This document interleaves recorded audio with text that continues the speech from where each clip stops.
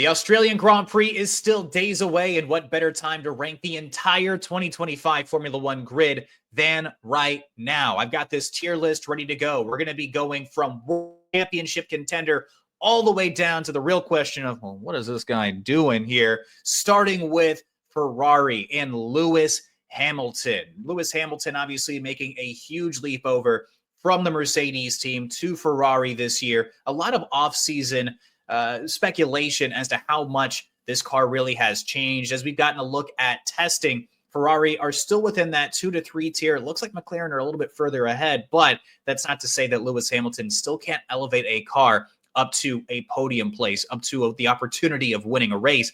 In my eyes, I see Lewis Hamilton as a world title contender this year, but there's obviously a very crowded field at the top, starting with his teammate Charles Leclerc. I think the familiarity is going to breed a lot of opportunity for Charles within this team. I know I said on the podcast that I think Lewis is my bold prediction going to be the world champion this year. But I mean, if we're being realistic here, if we're being a bit conservative, I think Charles probably has a bit of an edge on him in his own team at this time. I mean, Charles has been in the system for a long time. He's raced against some very strong competition, Carlos Sainz, Sebastian Vettel as well. So adding in Lewis Hamilton, it's another obstacle. But at the end of the day, to me, at least this year, this is still very much so Charles's team. And they're both going to have a very strong shot at winning the world title. And of course, moving on to Red Bull, the reigning world champion, 4-time world champion Max Verstappen. As long as that car is still solid, it's still drivable, it's still competing for podiums, Max has just as much of a chance to win a world championship. However, I think that considering where they are post-testing, seeing where they dropped off last year, seeing the ceiling that they hit last year at Red Bull, I would say that Max is a little bit further back, but still has the possibility of being a world championship contender this season. Moving on to his teammate for this season, not Checo Perez, Liam Lawson stepping into the second Red Bull seat.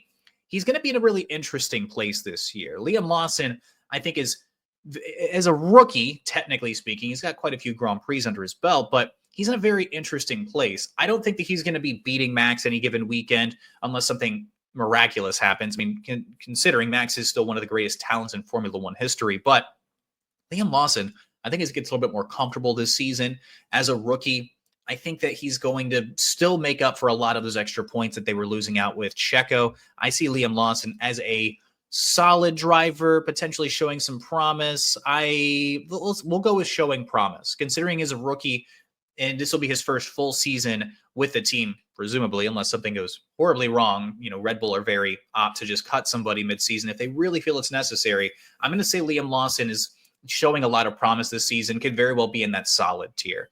Moving on to the defending Constructors champions in McLaren. You got a very strong duo here. I think both these guys, really, and starting with Lando Norris, I think both these guys have a real opportunity to go win a title this year, but Lando Norris is kind of in the driver's seat here. Obviously, he finished a lot higher last year, was close, and you know, the runner-up for the World Drivers' Championship. Right now, I would say he's certainly ahead of Charles. He's certainly ahead of Ferrari. They look really strong in preseason testing as well. Make that what you will. But he does have some strong competition in Oscar Piastri. I think that Oscar is going to be neck and neck. They're going to have a very, very, very strong start here. A lot of these championship, point opportunities are going to be made up a lot on qualifying. As of the moment right now, Lando has shown a lot of pure pace, a lot of pure speed when it comes to the qualifying, and has often found himself a bit ahead of Oscar. But I do love Oscar's racecraft. I would say right now, these are my, front runner top two as we start the season. Now, the whole season's going to obviously evolve and change, but McLaren right now, they look like they're the class of the field, picking up right where they left off in 2024. Moving on to the Mercedes team, who finished fourth last year. Testing has looked pretty strong. George Russell showing a lot of really good pace, and Mercedes seem to have fixed a few of the issues that they've had over the course of this regulations with this year's car. But testing has been a little bit here nor there. I would say that George, right now, the McLaren, they're a little bit behind McLaren. They're around Ferrari, but I would say with the pure pace of the car right now, with everything pointing towards a very strong Mercedes start, I would say he's a little bit ahead of Max as far as the opportunity and the chance to win a championship this year. But you're kind of close. It really just depends on the development of this car. His teammate, rookie Kimi Antonelli, if you've watched the podcast, you know I'm very excited for Kimi. However, he is still a rookie. I still want to see what he's going to do on an actual race weekend. Testing looked pretty promising. I'm excited and I'm very optimistic.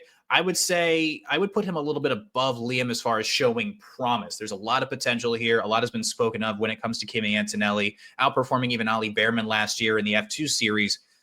I like what Kimi's got here. The more comfortable he's going to get throughout the rest of the season when it comes to all the quality of life, the particulars, I think he's going to mold in and he's going to be very, very strong. But we're going to put him at the top of showing promise as it stands.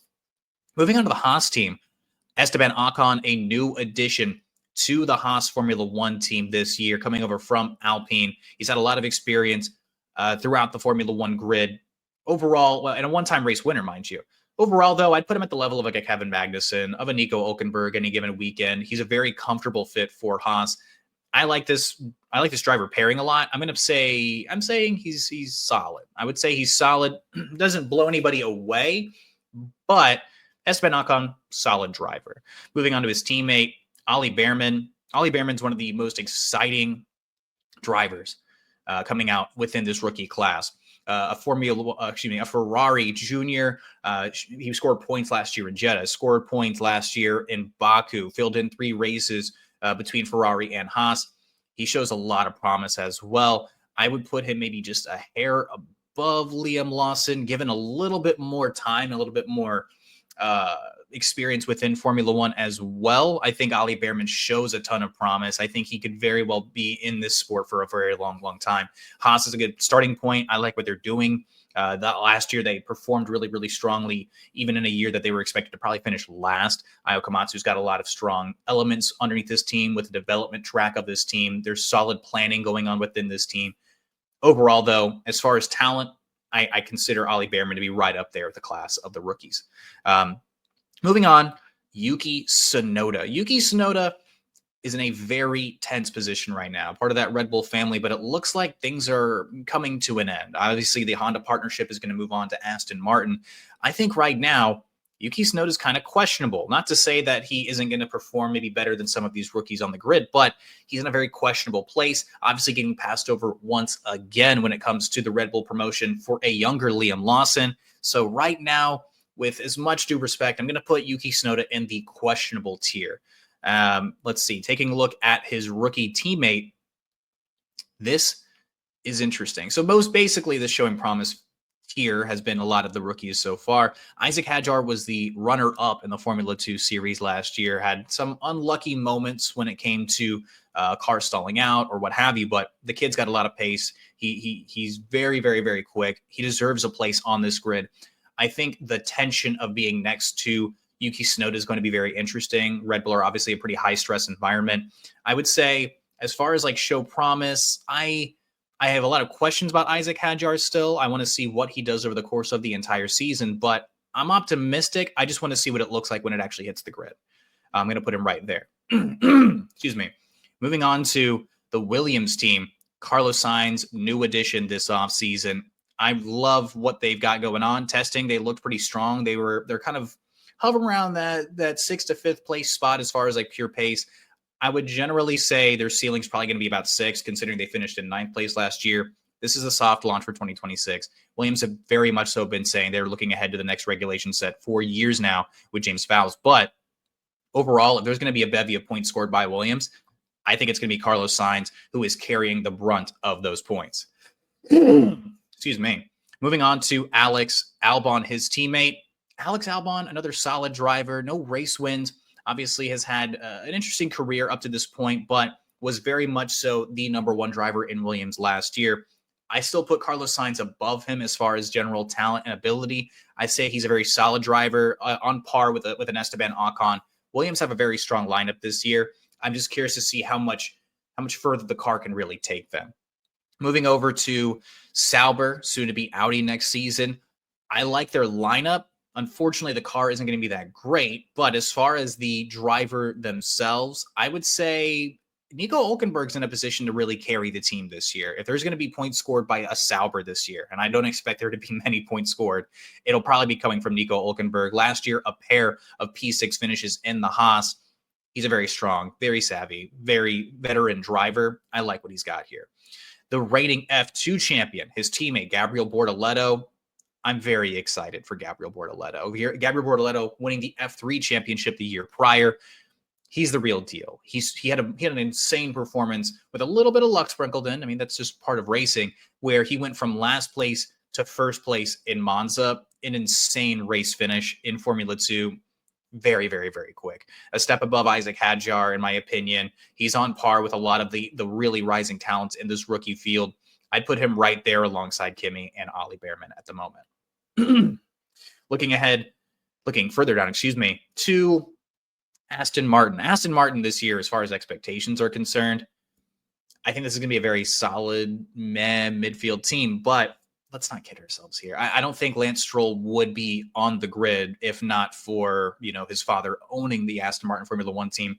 Lance can put together a solid weekend. He's had a podium appearance before, but overall, there's a lot of antics. There's just a lack of pure ability that you see from a lot of the other guys on the grid. Lance is solid, but he, in my opinion, would probably not be on this grid if not for outside elements.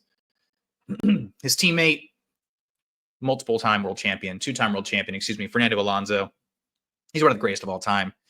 Fernando Alonso very easily is going to be in a position to carry this team. I think he's going to be leading the way as far as points are concerned this year. I'd put him right behind Carlos Sainz as far as maybe a talent perspective, but Fernando Alonso, as far as the points are going to be concerned, is going to be bringing the load of those points. And finally, 3 drivers here. When it comes to Alpine, they're in a very interesting position. They're in a very interesting position right now. Pierre Gasly, obviously the class for this team. The driver won. I mean, he kind of forced Esteban Ocon out, but Pierre Gasly, a very strong driver, had some very strong drives down the stretch in 2024. He'll probably carry that. There's a lot of dysfunction within Alpine, but as a driver on his own, I would say that Pierre Gasly's probably right about here in that carrying the team to like solid tier. So for me, I think he's going to be in that tier of like, I'm going to be carrying Alpine this year. His driver to start the season, his driver teammate, Jack Doohan. A lot's been said about this situation between him and the reserve driver, Franco Colapinto. I think Jack's in a very hard place as far as starting his career. I do have a lot of questions about Jack Doohan at the moment. I am curious. I am kind of rooting for him at the same time, as I am really curious to see what Franco Colapinto might be able to do next to Pierre Gasly as well. Right now, I'd place Jack Doohan in a questionable tier. And finally, the reserve driver, who we may very well see this season, came over from Williams as a reserve driver, but you don't make that jump from one reserve to the next reserve if you don't think you have a better chance at making that, spot on the grid. I think Franco Colapinto is at the bottom of my showing promise. We got to see a lot from him last year as far as his on-track performance, scoring some points even alongside Alex Albon. So there's a lot of promise here.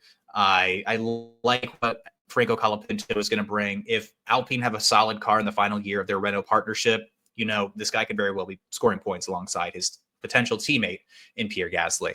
So that's my driver ranking tier list for the 2025 season going into the season. If you like this and you want to see more kind of content like this, make sure to subscribe to the channel, support, comment. Let me know what I got wrong, what I got right. If you disagree with me, feel free to drop that in the comments, but please comment, subscribe, even get the bell on if you're feeling feisty to know every single time that the Lap Podcast is dropping a new video.